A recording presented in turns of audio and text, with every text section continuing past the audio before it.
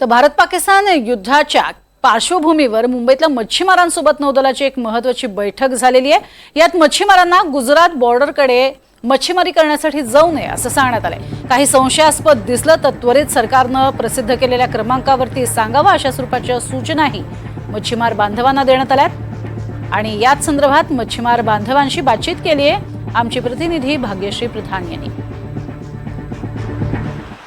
भारत पाकिस्तान युद्धाच्या पार्श्वभूमीवर पुन्हा एकदा मुंबईमध्ये हाय अलर्ट जारी करण्यात आलेले आहेत। नौदलाने देखील तशी एक मीटिंग घेऊन जे मच्छीमार संघटना आहेत त्यांना देखील सतर्क केलेलं पाहायला मिळतंय।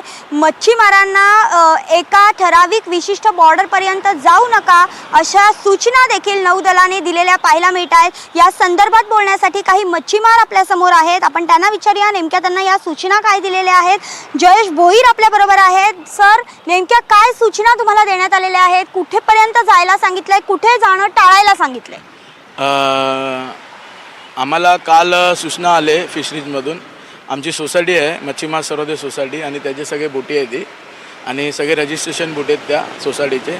आम्ही त्याचा चेअरमॅन आहे जयेश भोईर। तर अशी सूचना आल्यात की काल की प्रत्येक बोट मालकाचे फोन नंबर आणि प्रत्येक तांडेल त्याचा नंबर आणि प्रत्येक जाणाऱ्या बोटीत माणसाचा नाव, त्याचं पूर्ण नाव आणि त्यांचे आधार कार्ड त्यांना सोबत ठेवायला सांगितलेले आहेत। आणि मोस्टली त्यांना सांगितलं की गुजरात बॉर्डरला जाऊ नका, मोस्टली जातील तर साऊथ आणि समोर तुम्ही जा। पण त्याच्या पहिल्या अगोदर जी 6 तारखेला आमची बैठक झाली DCP बरोबर, जे मोहित कुमार आहेत जे झोन 2चे DCP, त्यांना सागरी चार्ज पण दिलेलं आहे। तर त्यांनी आम्हाला हे हल्ल्याच्या अगोदर आमची मीटिंग झालेली आम्हाला अलर्ट केलेलं त्यांनी आणि सागरी मॅडम पण होते इंचार्ज। तर त्याच्याकरता त्यांनी आम्हाला सांगितलं आणि 2 दिवसांनी आपला स्ट्राईक झाला सिंधू म्हणून। आणि त्याच्यानंतर जे हल्ला झाला आणि आता जे पाकिस्तान हल्ला करते त्याच्यामुळे नेव्ही आणि यांची फिशरीजची जी बैठक झाली आणि त्याच्यामध्ये आम्हाला आदेश काढले।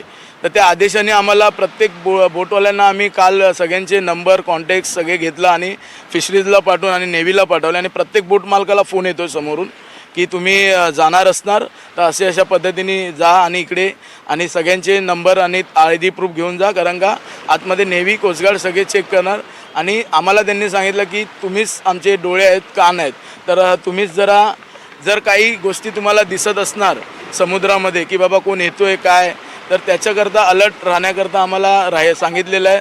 आणि 1093 जो नंबर आहे तो आम्ही पहिल्यापासून आमच्या बोट मालकाच्या प्रत्येकाच्या डोक्यात बसलेला नंबर आहे, कारण का हल्ला हा आमच्या अगोदर पहिलाही इकडे झालेला आहे कुलाब्यामध्ये 26/11चा। त्याच्यामुळे आमचे मच्छीमार त्याच्याकरता पहिल्यापासून त्या अलर्टमुळे पहिल्यापासून आता सुरक्षित म्हणजे राहतात आणि त्यांना माहिती आहे की कसं आता हे करायचं, कारण का ह्याच करता आम्हाला शासनाने हे दिलेलं आहे की बाबा तुम्ही जाणार असणार तर गुजरात बॉर्डरला जाऊ नका, समोर जा किंवा साऊथमध्ये जा।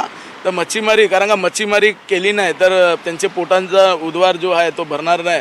तर आता दिवस बंदीचे आलेले आहेत हे तुम्हालाही माहिती आहे। तर 2 महिने सीझन बंद असल्यामुळे मच्छीमार घरीच असतात। नक्कीच, तर आपण बघतोय की हे जे मच्छीमार संघटना आहे त्यावेळी देखील 26/11च्या वेळेला यांनी खरं तर बऱ्यापैकी सरकारला सांगितलेलं होतं अशा पद्धतीचं काहीतरी घडतंय अशा सूचना दिलेल्या होत्या। त्यानंतर जर आता बघितलं तर आता याच लोकांना हाताशी धरून सरकार देखील सुरक्षेसाठी अत्यंत प्रयत्नशील असल्याचं पाहायला मिळतंय। कुठल्याही परिस्थितीमध्ये जे दहशतवादी आहेत ते परत कुठल्याही पद्धतीत मुंबईत येऊ नये यासाठी जे समुद्र किनारपट्टी आहे तिथे नौदल आणि आपल्या पोलिसांकडनं तयारी करण्यात येत असल्याचं पाहायला मिळतंय। व्हिडिओ जर्नलिस्ट प्रतीकसह मी भाग्यश्री प्रधान आचार्य, NDTV मराठी, मुंबई।